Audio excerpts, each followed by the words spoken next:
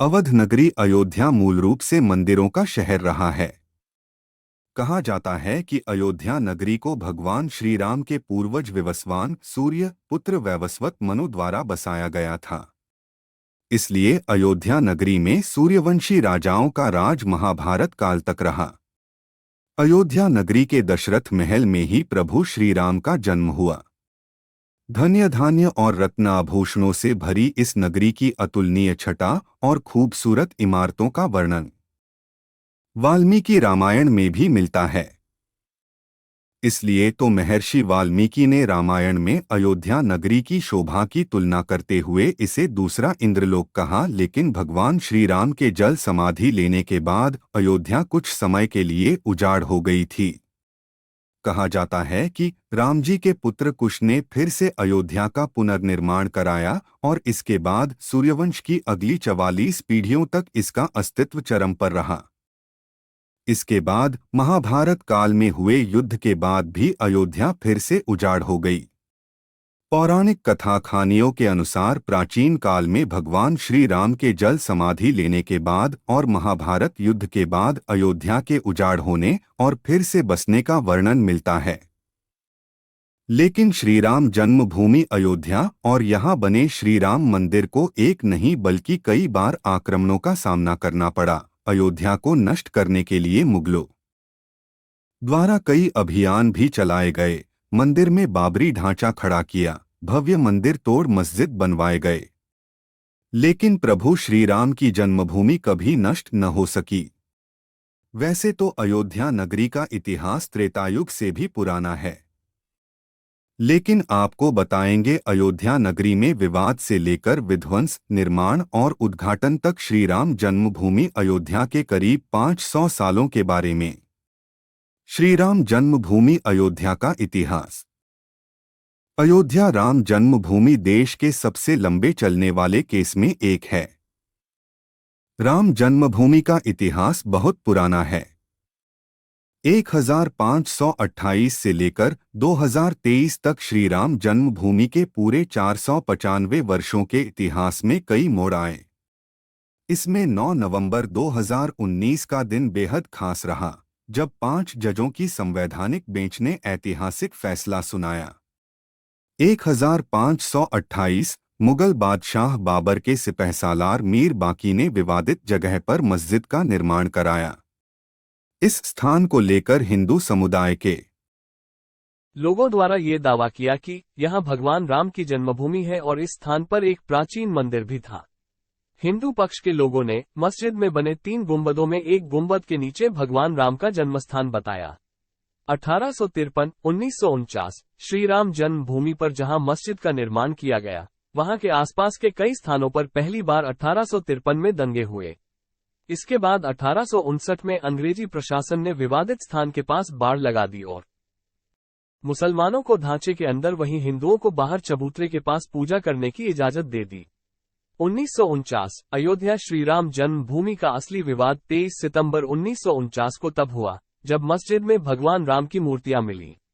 इसे लेकर हिंदू समुदाय के लोग कहने लगे कि यहां साक्षात भगवान राम प्रकट हुए हैं। वहीं मुस्लिम समुदाय के लोगों ने आरोप लगाया कि किसी ने चुपके से यहां मूर्तियां रखी।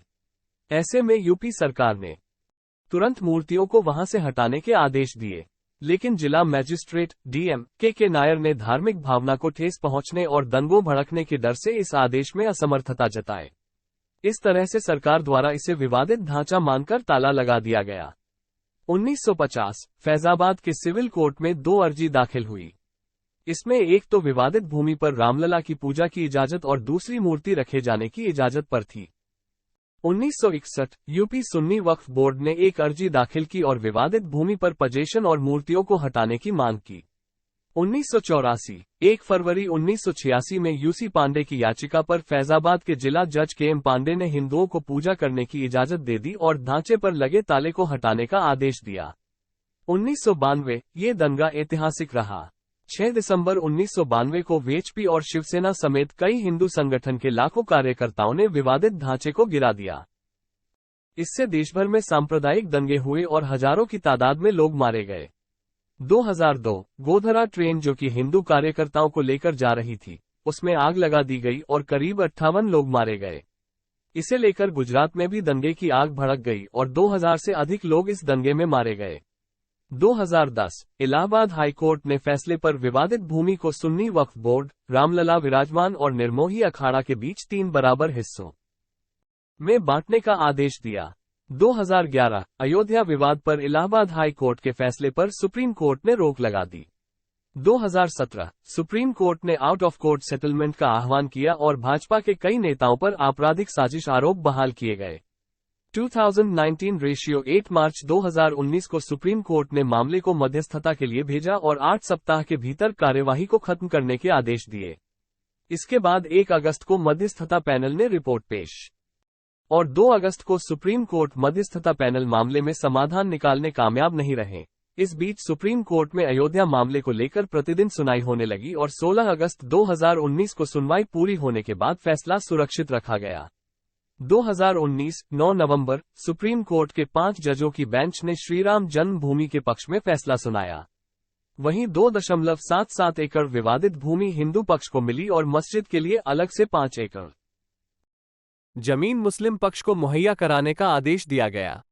2020 रेशियो 25 मार्च 2020 को पूरे 28 साल बाद रामलला टेंट से निकलकर फाइबर मंदिर में शिफ्ट हुए और इसके बाद 5 अगस्त को भूमि पूजन किया गया। 2023 अब एक बार फिर से श्रीराम की जन्मभूमि अयोध्या में रामलला का भव्य मंदिर बनकर तैयार हो चुका है। 22 जनवरी 2024 को रामलला के भव्य मंदिर का अभिषेक होगा। इस तरह से सालों साल चले इस विवाद का अंत होगा और रामलला की पूजा आराधना की जाएगी। 22 जनवरी 2024 को भव्य राम मंदिर का अभिषेक। करीब 500 साल के लंबे इंतजार और कड़ी लड़ाई के बाद आखिरकार 22 जनवरी 2024 को श्रीराम जन्मभूमि अयोध्या में भव्य राम मंदिर का अभिषेक समारोह आयोजित किया जाएगा। ये सनातन प्रेमियों के लिए भक्ति, खुशी और उत्साह का पल होगा। यह अवसर एक त्योहार के समान होगा। 22 जनवरी को राम मंदिर के अभिषेक व प्राण प्रतिष्ठा के बाद 24 जनवरी 2024 को प्रधानमंत्री नरेंद्र मोदी द्वारा मंदिर का उद्घाटन किया जाएगा। फिर सभी भक्तगण मंदिर में रामलला के दर्शन कर पाएंगे। जय श्री राम।